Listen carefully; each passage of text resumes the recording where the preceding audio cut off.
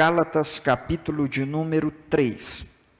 Gálatas, capítulo de número 3, e nós vamos ler alguns versículos e depois vamos fazer a exposição desse texto, que é o nosso episódio de hoje, o nosso tema, nossa ministração hoje em Gálatas 3. Nós estamos fazendo uma série de exposição na carta aos Gálatas. Chegamos até o capítulo 2 e vamos para o capítulo 3. Ó Gálatas insensatos, quem os enfeitiçou?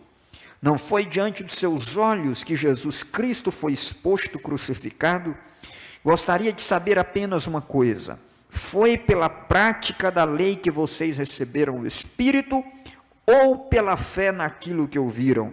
Será que vocês são tão insensatos que, tendo começado pelo Espírito, querem agora se aperfeiçoar pelo esforço próprio? Ou, conforme outra versão, vocês são tão insensatos que, tendo começado no Espírito, querem terminar na carne?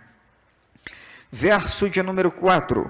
Será que foi inútil sofrerem tantas coisas? Será que foi inútil aquele que lhes dá o seu Espírito e opera milagres entre vocês, realiza essas coisas pela prática da lei ou pela fé com a qual receberam a palavra? Considerem o exemplo de Abraão. Ele creu em Deus e isso lhe foi creditado como justiça. Estejam certos, portanto, de que os que são da fé, estes são os filhos de Abraão. Prevendo a Escritura que Deus justificaria os gentios pela fé, anunciou primeiro as boas novas a Abraão. Por meio de você todas as nações serão abençoadas. Assim, os que são da fé são abençoados junto com Abraão, homem de fé. Já os que se apoiam na prática da lei estão debaixo de maldição, pois está escrito: maldito todo aquele que não persiste em praticar todas as coisas escritas no livro da lei. É evidente que diante de Deus ninguém é justificado pela lei, pois o justo viverá pela fé. E a lei não é baseada na fé, ao contrário, quem praticar estas coisas por ela viverá. Mas Cristo nos redimiu da maldição da lei, quando se tornou maldição em nosso lugar, pois está escrito: maldito todo aquele que for pendurado no madeiro. Isso para que em Cristo Jesus a bênção de Abraão chegasse também aos gentios, para que recebêssemos a promessa do Espírito mediante a fé. Amém? Então, vamos parar aqui e, se o tempo permitir, a gente continua a leitura para a exposição. Caso contrário, a gente expõe os versos 15 até o verso 25 na próxima quinta. Pai, muito obrigado pela tua palavra. Te louvamos pela tua bondade, te louvamos pelo teu amor, como já pedimos e estamos pedindo a ti, ó Pai. Pedimos que o Senhor estenda a tua mão sobre aquela nação, sobre o povo da Ucrânia. Te pedimos, ó Pai, que o Senhor esteja com a tua mão estendida para fazer cessar a guerra naquele lugar. Ajuda as vítimas daquele lugar. Pai, hoje nos entristecemos ao saber na parte da tarde que até um hospital foi atacado hoje. Meu Deus, pedimos ao Senhor, ó Pai, que faça com que a crueldade, com que a maldade seja, meu Pai, minimizada naquele lugar. É o que nós te pedimos e te agradecemos em nome de Jesus. Amém? Continue, irmãos, orando por aquele país. Hoje eu estive no final da tarde lendo o New York Times e existe uma suspeita de que haja um intento por parte do presidente da Rússia de levantar a antiga bandeira da antiga União Soviética. Isso não é teoria da conspiração, isso está baseado em algumas falas do presidente da Rússia, arquivadas e gravadas em momentos específicos na história. E quem acompanhou, quem era crente já na época da antiga União Soviética vai lembrar o quanto o comunismo implantado naquele lugar foi prejudicial para a igreja do Senhor Jesus. A igreja do Senhor Jesus sofreu muito por causa do regime da antiga União Soviética, capitaneada pela Rússia. Alguns já devem ter lido livros, e se vocês não leram, por exemplo, um dos livros que ficou muito famoso naquela época, chamado Contrabandista de Deus. Não sei se alguém lembra desse livro. Lembra como os irmãos muitas vezes precisavam levar Bíblias escondidas. E esse autor desse livro narra uma ocasião em que ele estava no seu Fusca e o carro cheio de Bíblia. E os guardas vieram e fizeram a inspeção e olharam no carro e não viram nada. Porque Deus fez um milagre, muitos milagres aconteceram assim.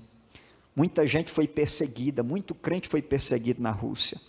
Muitos crentes foram perseguidos pela antiga União Soviética, que caiu apenas como nome, mas o espírito da União Soviética continua na Rússia.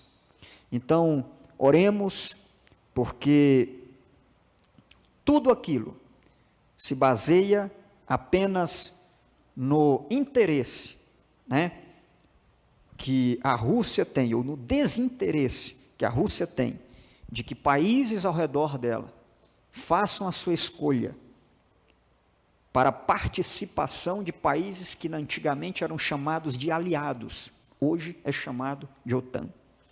Então, hoje, aquele país pequeno, com gente que não tem nem de longe o poderio bélico que tem a Rússia, está sofrendo de uma maneira esmagadora, e isso é cruel, porque ele não quer atingir apenas aquele país, mas ele quer atingir os Estados Unidos, quer atingir os países que hoje participam da OTAN, que são mais de 30 países, mas é cruel quando você, querendo atingir o grande, bate no pequeno. E hoje nós temos uma situação triste, porque a Ucrânia não tem poder bélico para se opor à Rússia. Agora, no final da tarde, o New York Times divulgou um mapa, e eu até fiz a repostagem disso no meu Instagram. Quase todas as cidades estratégicas da Ucrânia já foram bombardeadas, em um dia apenas de ataque. E hoje também à tarde houve um bombardeio de um hospital, o que mostra a crueldade insana do que significa isso. Oremos para que o Senhor estabeleça paz. Em todo caso, nós sabemos que se isso não acontecer, isso já é um sinal daquilo que nós ouvimos e do que foi lido aqui nessa noite. A igreja do Senhor Jesus deve estar preparada para a volta do Senhor Jesus. Amém? Gálatas, capítulo de número 3, e esse é um dos textos mais belos dessa epístola. E por que isso? Porque essa passagem fala sobre a vida no Espírito, uma vida debaixo da graça. Paulo, neste contexto, vai fazer uma distinção entre o que é viver debaixo da lei e o que é viver debaixo da graça. Ele começa no capítulo 3 e no versículo 1 com uma censura, com uma repreensão para a igreja para a qual ele escreve. E a repreensão é muito dura, especialmente porque aquela igreja para quem Paulo está escrevendo havia conhecido o Evangelho, havia conhecido Cristo e havia conhecido e experimentado o poder do Espírito. Mas esta mesma igreja recebeu a visita após o ministério de plantio da igreja por parte de Paulo. Vieram depois de Paulo os judaizantes, que eram aqueles homens que chegavam após cada lugar que Paulo passava e diziam assim: vocês ouviram e deram ouvidos para esse tal de Paulo? Paulo deve ter andado dizendo para vocês aqui que basta confiar em Cristo, que basta confiar no Senhor, e vocês, entregando a sua vida ao Senhor, vocês serão salvos. Pois bem, não acreditem nesse Paulo, porque este Paulo que vocês deram ouvido, ele está falando algo incompleto.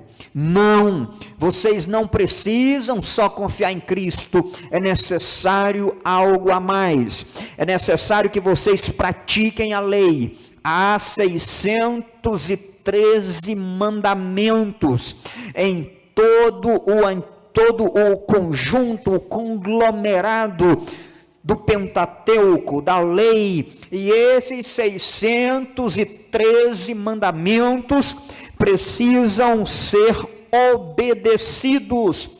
Nesses 613 mandamentos, existem 365 deles que são proibitivos, ou seja, um para cada dia do ano, para proibirem vocês do que vocês não devem fazer. Então não se inspirem nessa mensagem de Paulo, não acreditem nela, vocês têm a lei, não larguem a lei e obedeçam e vivam de acordo com ela. Esses irmãos, ou esses incrédulos, melhor dizendo, esses homens que passaram pela igreja, causaram grande prejuízo e conseguiram convencer aqueles irmãos daquela igreja. Paulo ficou sabendo disso, e quando Paulo ficou sabendo, como pastor daquela igreja, ele tinha total autoridade da parte de Deus para se dirigir àquela igreja em elogio ou em repreensão. Neste momento, ele repreende duramente aquele povo e ele começa da seguinte maneira: Gálatas insensatos, quem foi que jogou um feitiço sobre vocês?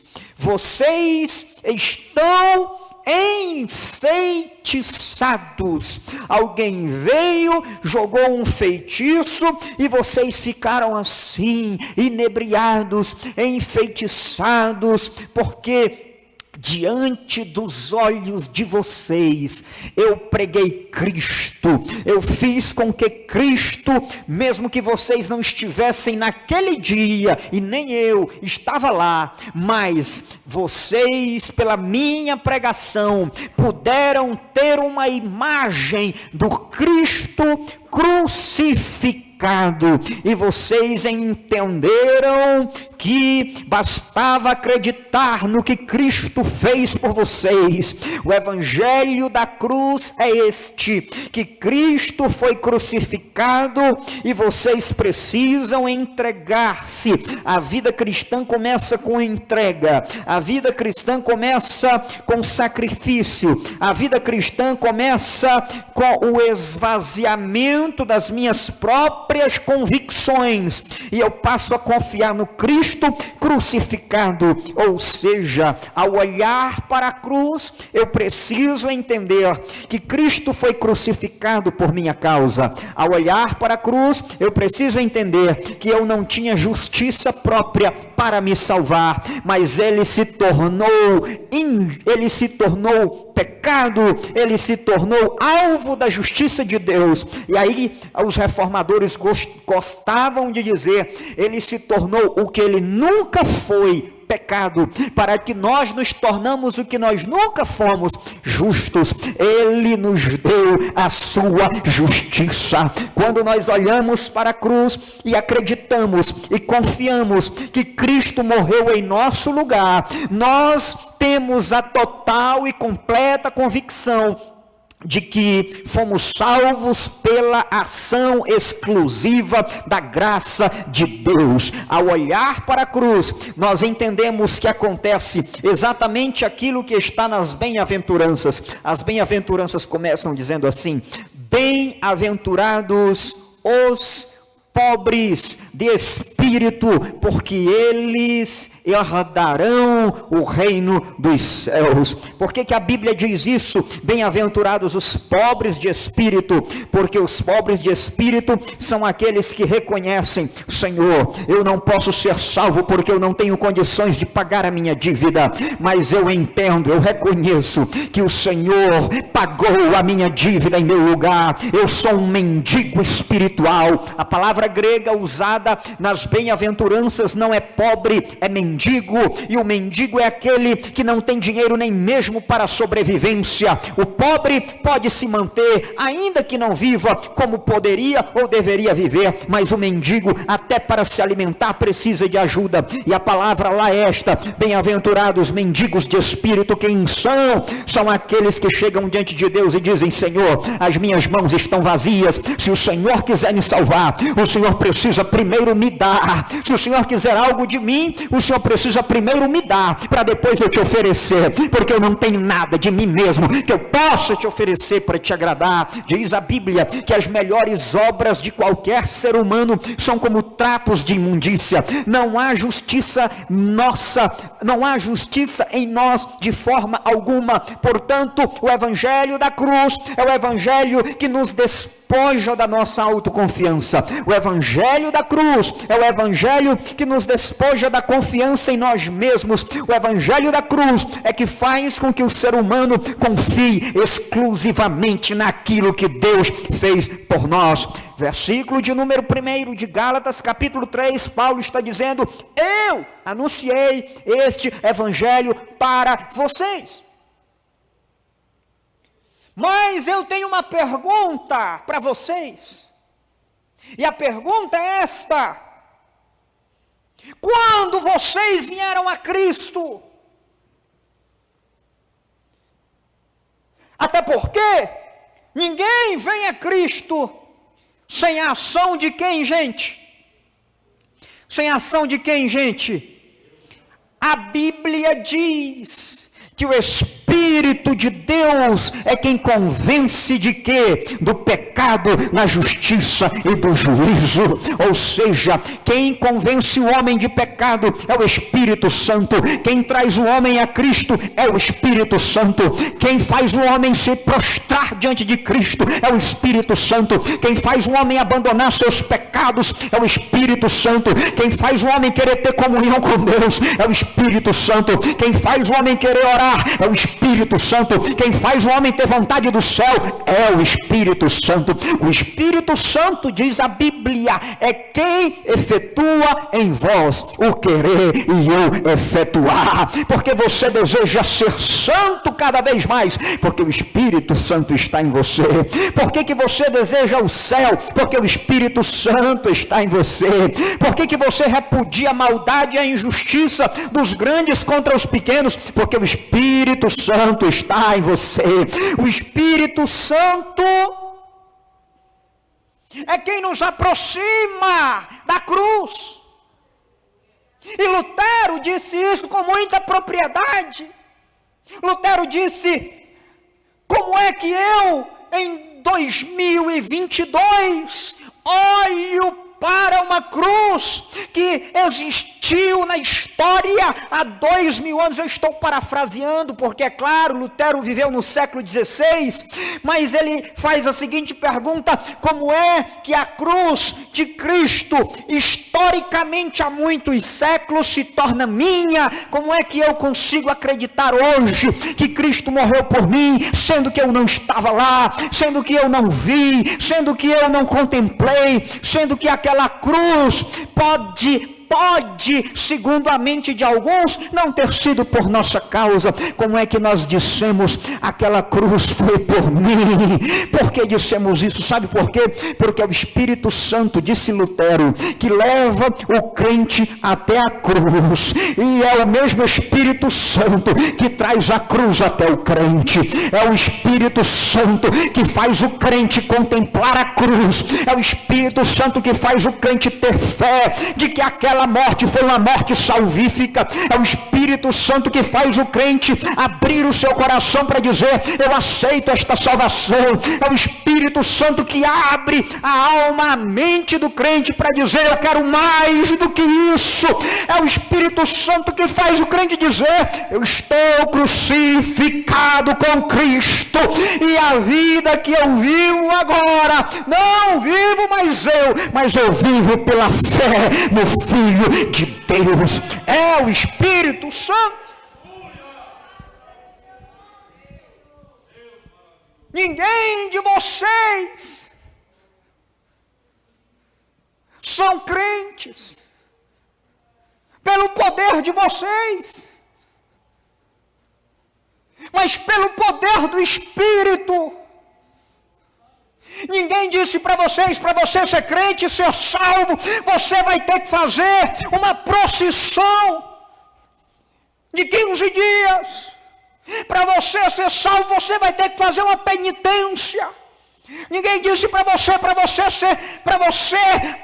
se prostrar diante de Cristo, você precisa primeiro abandonar todos os seus pecados. Quando você tiver um santo, quando você tiver limpo, quando você parar de fazer tudo que não deve fazer, aí você vem aqui que Jesus te aceita. De maneira alguma, você veio do jeito que você estava. O Espírito Santo foi quem fez a obra de transformação. O Espírito Santo foi quem te salvou. O Espírito Santo foi quem te aproximou do Pai de Cristo, porque toda a obra do Espírito Santo consiste em apontar para Cristo. O Espírito não aponta para ele mesmo, o Espírito aponta para Cristo. Então Paulo está dizendo: qual foi de vocês que se achegou a Cristo por causa da lei, por causa da prática de certas obras, de certas penitências, de certas exigências da lei? Não, vocês chegaram a Cristo, sabe por quê? Foi pela fé naquilo que vocês ouviram. O Espírito Santo atuou em vocês. E agora o versículo de número 3: e será que vocês são tão insensatos que, tendo começado no Espírito, querem agora abandonar o poder do Espírito para confiarem em vocês mesmos? Vocês começaram no Espírito, querem terminar na carne. A carne aqui não é picanha, patinho, nem alcatra, é o poder, é a confiança em si mesmo. Vocês querem deixar o Espírito para bater no peito e dizer: eu vou conseguir ser crente sozinho. Eu vou praticar a obra 1, 2, 3, a exigência 4, 5, 6, até chegar na 613. Vocês acham que vão conseguir? Vocês não vão conseguir. Porque sem o Espírito Santo ninguém consegue nem mesmo lutar contra o pecado. Paulo vai dizer mais na frente, se você quiser, acompanha aí, põe na tela, Gálatas, capítulo 5, versículo de número 16. Sabe por quê? Que o pecado não tem mais domínio sobre a minha vida e a sua vida? Por causa do Espírito. A Bíblia diz assim, vivam pelo Espírito e de modo algum satisfarão os desejos da carne. A carne luta contra o Espírito contra a carne, verso 18. Mas se vocês estão e são guiados pelo Espírito, não estão debaixo da lei. Verso 25, agora se vocês vivem pelo Espírito, Espírito, andem também pelo Espírito.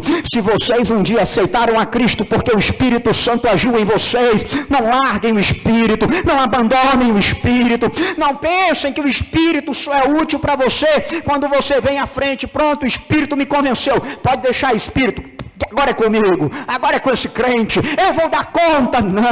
Não façam isso. Continue confiando na graça, continue confiando na misericórdia, continue confiando no poder salvífico. Diga diariamente ao Espírito, diga diariamente ao Pai: Pai, eu preciso da força e do poder do Espírito, eu preciso do poder do Espírito, eu preciso me santificar, mas eu não tenho força em mim mesmo, mas eu tenho o teu Espírito em mim, e o teu Espírito me fortalece. Pai, eu dependo do Espírito, não me deixa sem o Espírito. E em Gálatas capítulo 3, verso 4 e verso 5, Paulo vai dizer: vocês não aprenderam, estão sofrendo tantas coisas e não vão tirar nenhum proveito desse sofrimento. Verso 5: aquele que deu o Espírito para a igreja, aquele que deu o Espírito para vocês, aquele que opera milagres no meio do povo de Deus, ele não faz isso porque ele olha para a igreja e fala assim: olha meu santinho lá, estou gostando tanto do meu santinho, estou gostando tanto da minha santinha, eu vou mandar um milagre para ela. Eu gostei tanto da penitência que ela fez essa semana, eu gostei tanto da penitência que ele fez essa semana, eu gostei tanto que ele fez 7 quinta-feira, eu gostei tanto que ele fez 10 quinta-feira, e agora eu vou mandar uma bênção por causa da penitência. Não, de forma alguma. Paulo está dizendo: aquele que opera milagres entre vocês não realiza essas coisas pela prática das obras ou da lei, mas ele pratica, ele opera pela fé. O que move milagres é a fé, o que faz Deus operar na igreja é a fé, o que faz Deus te abençoar é a fé, o que faz você galgar lugares inesperados é a fé. E Jesus disse isso para várias pessoas: filho, a tua fé te curou, filha, a tua fé te curou, filha, a tua fé te salvou. E o que é fé, pastor? Fé é você se abandonar nos braços de Deus. Fé é você chegar diante de Deus de mãos vazias. Fé é você dizer: Senhor, eu não estou enxergando nada, mas eu sei que o Senhor está guiando a minha vida e a minha história. Senhor, eu não estou entendendo nada do que está acontecendo, mas ainda assim eu me submeto a Ti. Isso é fé, isso é dependência, isso é submissão. A fé que se submete a Deus, a fé que acredita, a fé que se entrega, a fé que diz: Senhor, eu sei que o Senhor não vai me deixar tropeçar, eu sei que o Senhor não vai me deixar cair, porque eu sei que o meu Redentor vive e por fim se levantará sobre a minha vida. Fé é você dizer: Senhor, eu não tenho forças, mas a minha esperança está em Ti. Senhor, eu não tenho merecimento, mas eu confio em Ti. Senhor, eu não tenho méritos, mas eu confio na graça, eu confio na fé, ou melhor, eu confio em Ti, que é o autor da minha fé. A fé é o que faz o crente caminhar até o Pai, aleluia, dizer: eu preciso da Tua ajuda, eu preciso da Tua obra em mim. Então Paulo está dizendo: aquele que dá o seu Espírito e opera milagres entre vocês, realiza, não por causa daquilo que vocês fazem, pela prática da lei, ou pela prática das obras, mas pela fé, com a qual vocês receberam o Evangelho, com a qual vocês receberam a palavra. Paulo está dizendo para nós, que a fé, ela não é só útil para o dia que você se converte.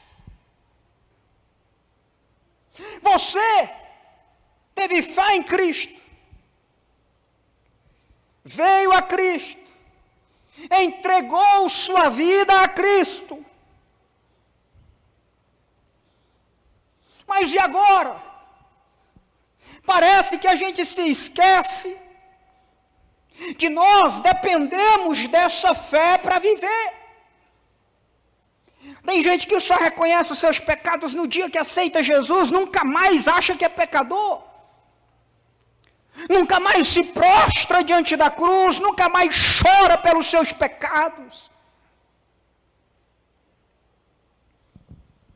Paulo vai dizer no versículo de número 11, que a fé deve ser o estilo de vida cristã. Paulo não diz assim, o crente aceita a mim pela fé, ou aceita a Cristo pela fé e pronto, acabou, não precisa mais disso. Não, ele não diz isso. Paulo diz assim, o justo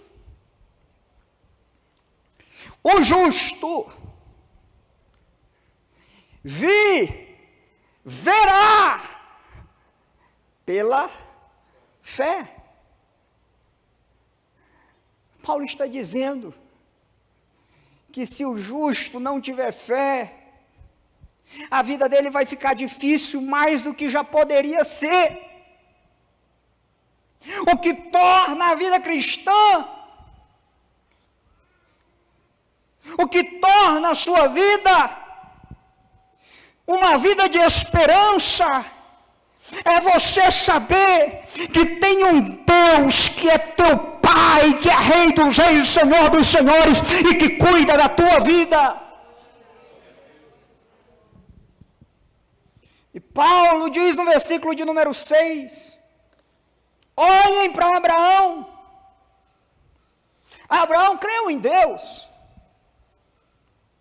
e porque ele creu, porque ele teve fé, isso lhe foi creditado como justiça. O que Paulo está dizendo é que nós não recebemos a justiça de Deus depois que a gente vive uma vida inteira longe do pecado.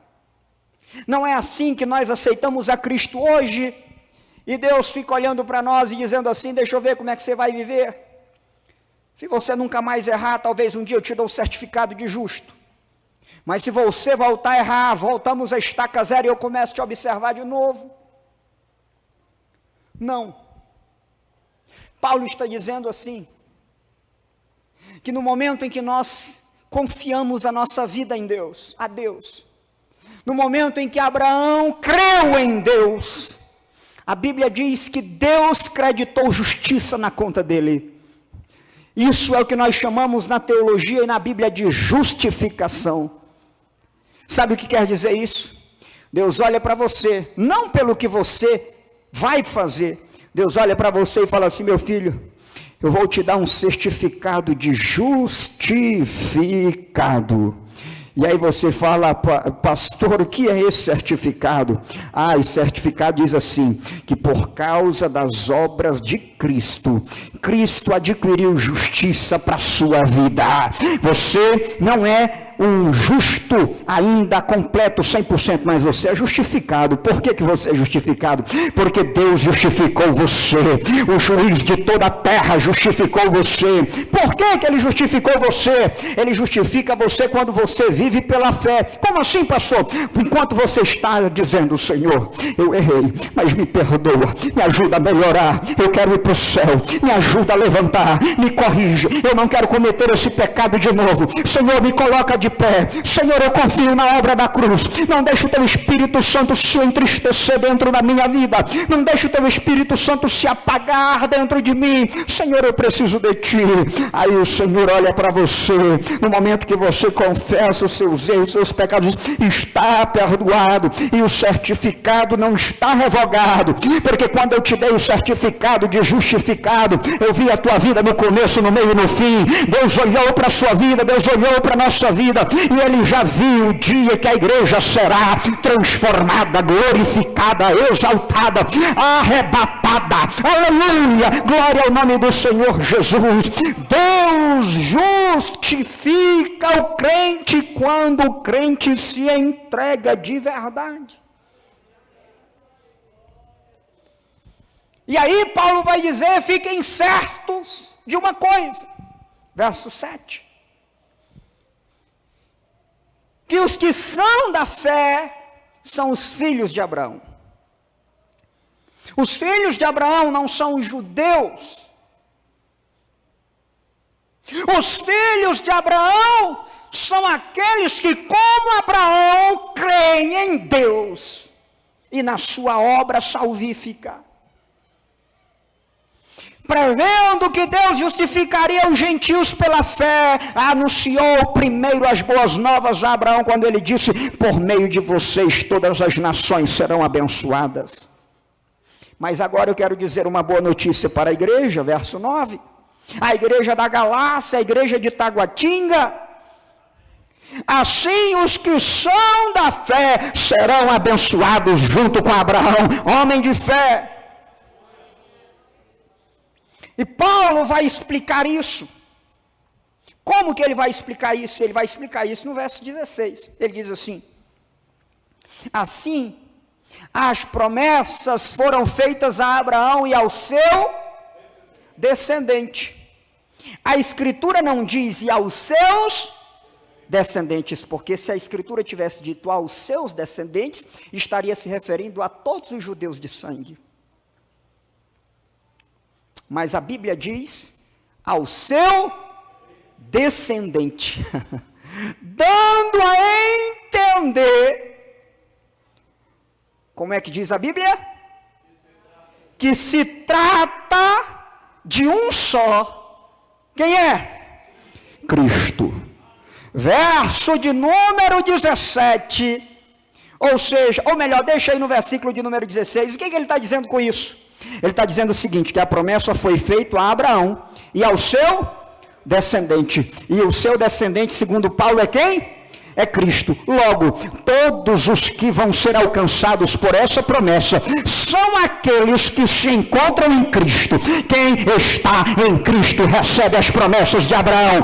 Quem está em Cristo é participante da bênção da fé. Quem está em Cristo, volta para o versículo de número 9, ou melhor, o versículo de número 8. Quem está em Cristo recebe esta bênção aí, por meio de você. Os outros, os vizinhos, as demais nações, os demais povos serão abençoados junto com Abraão, homem de fé. Aleluia, glória ao nome do Senhor Jesus. Essa é a vitória da igreja, esta é a certeza da igreja. Qual é a certeza da igreja? A certeza da igreja está também no versículo de número 10, de que nós não estamos confiando nas nossas próprias obras, não estamos confiando na prática e cumprimento das 613 ordenanças da lei, porque aqueles que se submetem à lei têm que obedecê-la por completo, e se algum dia deixarem de obedecer qualquer mandamento, estão debaixo de maldição, porque o verso 10 está dizendo: maldito aquele que não praticar todas as coisas da lei. Eu não consigo praticar todas as coisas da lei, mas nem por isso eu vou me preocupar, porque eu não estou debaixo da maldição da lei. Eu estou em Cristo Jesus.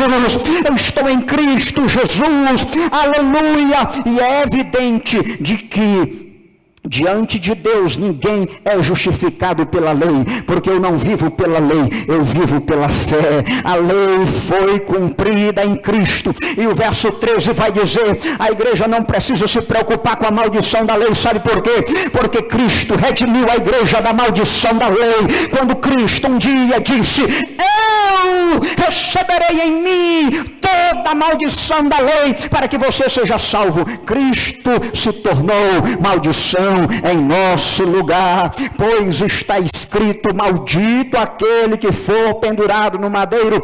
Eu não fui, você não foi, mas Cristo foi pendurado em nosso lugar. Portanto, não tememos a maldição. E é por isso que Paulo vai dizer, quando ele escreve outra carta, e ele diz com muita autoridade, ele diz com muita ousadia, ele diz com muita coragem, que uma vez que tudo isso se manifestou, portanto, nenhuma maldição há para aqueles que estão em Cristo Jesus, aqueles que morreram, aleluia, aqueles que estão vivos em nosso Senhor e Salvador Jesus Cristo. Então, fique tranquilo se você estiver sendo guiado pelo Espírito, fique tranquilo se você estiver vivendo no Espírito, fique tranquilo se você estiver se santificando pelo Espírito, pela força do Espírito, fique tranquilo se você estiver em comunhão com o Espírito,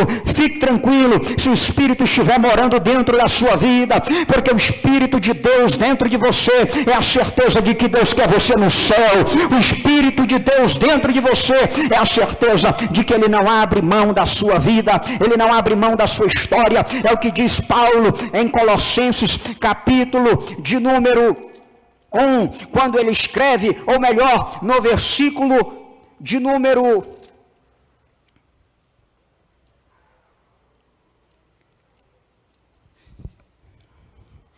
'deixa eu localizar aqui, que eu acho que eu confundi aqui, é Filipenses ou Colossenses, quando Paulo fala isso, que o Espírito de Deus em nós é a garantia da redenção do Pai, capítulo 1 de Colossenses, e versículo de número 14, versículo de número 11, versículo 12, versículo 13, versículo 14, ele vai dizer que o Espírito de Deus em nós é a segurança que nós temos, conforme versículo 14, em quem temos a redenção, a saber, o perdão dos pecados. Portanto, saiba, meus queridos e amados irmãos, tenha certeza de que quando o Senhor colocou o Espírito dele dentro da sua vida, é porque ele disse assim: eu quero que ele seja salvo, eu quero, e para que ele ou ela não se perca, eu vou colocar o meu Espírito, porque o Espírito é quem prepara a noiva, o Espírito é quem purifica a noiva,